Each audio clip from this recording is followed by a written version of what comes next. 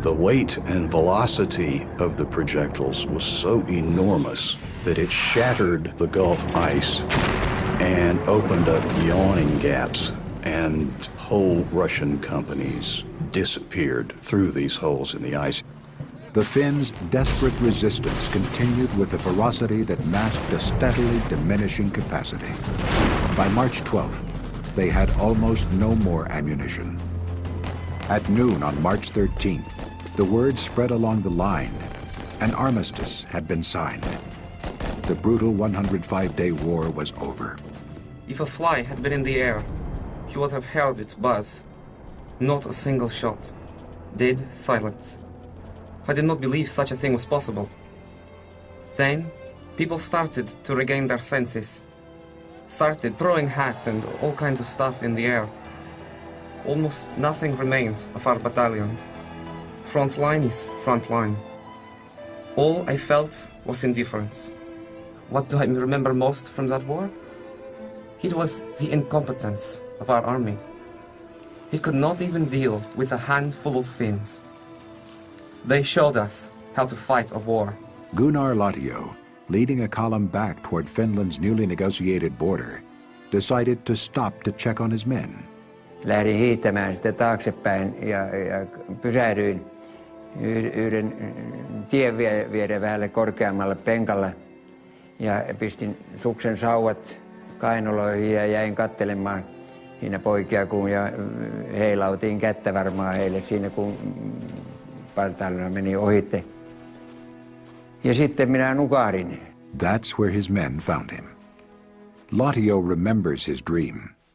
He was in a hospital. They were offering him a bed. 24 hours later, he woke up in a hospital bed.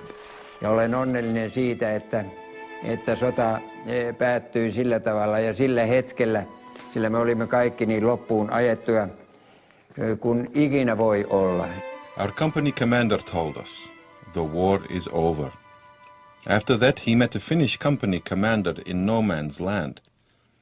In the evening, everyone started campfires. Our campfires were far from the Finnish ones. Everyone was drunk and our company commander was rebuking us. Our soldiers told him, who needs this war?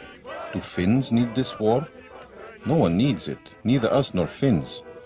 Everyone was singing songs. I made myself warm at the fire. That was it. The war was over. Jack Hazy was on a ship in the middle of the Atlantic Ocean returning to the United States when he learned about the ceasefire. More than 6 decades later, after a career in the French Foreign Legion and the CIA, Jack Hazy was presented with Finland's highest honor, the Liberty Cross. The peace terms announced were harsh. All of Eastern Karelia, about 12% of Finland, became part of the Soviet Union. Anna Tukia was nursing wounded soldiers. Ja sitten mä oikein tuskainen nuori mies, opiskelijapoika kai oli se, ja häneltä oli amputoitu siis toinen jalka pois. Ja se siellä hyvin tuskaisena siitä se sanoi mulle, sitä varten kun minä sen jalkani sinne kannaksella jätteen, sitä ryssäsen sais, ja musta kun säilyisi meillä vapaus. Tommy Lainonen was one of thousands of Karelians who had been forced from their homes by the war. Ukki rupesi ihan ääneen itkemään. Ja me itkin ja me lähdettiin siinä. Se on sodan viimeinen rauhan ehdot luettiin, jotta me karjalaiset jäädään tänne. I didn't cry when everybody else cried. I used to go into the woods and cry alone. And that I have done many times because of the loss of Karelia, the loss of home, and because of homesickness too. And that was the day when homesickness made a nest in me, and it has not disappeared. In the next few days, 422,000 Finnish Karelians refused to become Soviet citizens by leaving their homes and most of their possessions behind and crossing the new border into Finland. refugees everywhere, families trying to cram several generations worth of precious family belongings into one wagon or one sled. We had 3 days to get our things from Hiitola, and my mother and my grandmother went to traveled to Hiitola, and my mother and father met in the middle of night under a starry sky there on the yard of the home. As winter turned to spring, Finns were left with a final unpleasant responsibility. In Suomussalmi, along 20 kilometers of the Rata Road, melting snow and ice revealed the bodies of thousands of Soviet soldiers. In spring 1940, the Finnish soldiers buried these dead Russian soldiers and also horses because the summer was coming on. And it was very difficult to walk around this area in 1940 in summertime because there were a lot of flies and the smell was very bad in this area. Raino Korti was a 21-year-old soldier then, assigned to a burial detail. Se olisi tuntunut hyvin niin vaikealle, jos ne olisi ollut omia, eikä hän olisi pantukaan sinne. Mutta kun se on vihollinen ihminen. Sitä ei kunnioiteta sitä vihollista, olkoon se elävänä tai kuolleena. Nor did Soviet leaders honor them. Only 350 bodies were sent to the Russian side because Russia won this war, and they said that only 350 soldiers died here, and they took all those bodies with them. The rest are still buried in mass graves on the Rata Road, unidentified by the nation that sent them into battle. When Nikita Khrushchev took over as leader of the Soviet Union after Stalin's death, he began a realistic accounting of Soviet casualties. He claimed as many as 1 million Soviet soldiers were lost in the 3 months of the Winter War.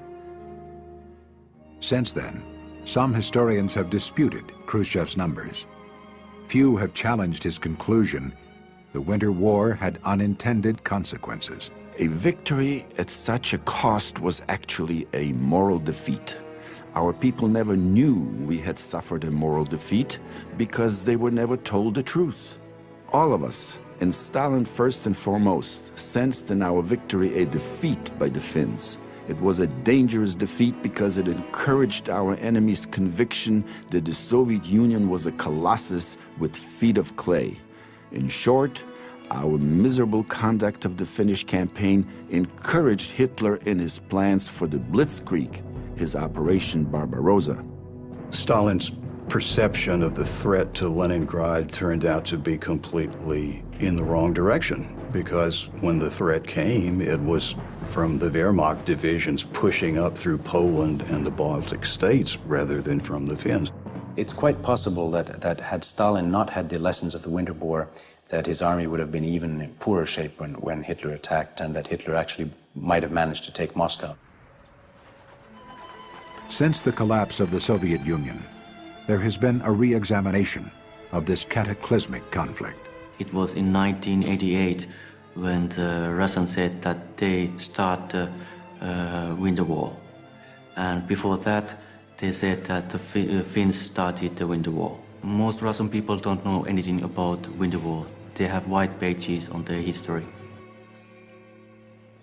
More than 6 decades later, even after the fall of the Soviet Union, when all the occupied Baltic nations have regained their independence, Eastern Karelia and its former capital Vyborg remain part of Russia.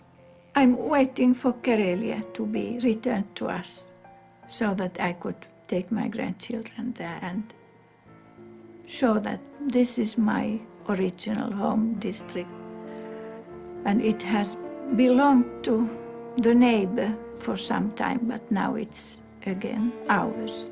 And that is what I'm waiting for. The Winter War shaped the thoughts of those who experienced it and those who have studied it. Don't rely too much on technology. Technology is important, material strength is important, but skill, how you use your equipment is even more important, and ultimately will. If you don't have the will to fight, nothing else matters. The people of Finland have shown that a united nation, small though it may be, can develop unprecedented fighting power and thus withstand the most formidable ordeals that destiny brings.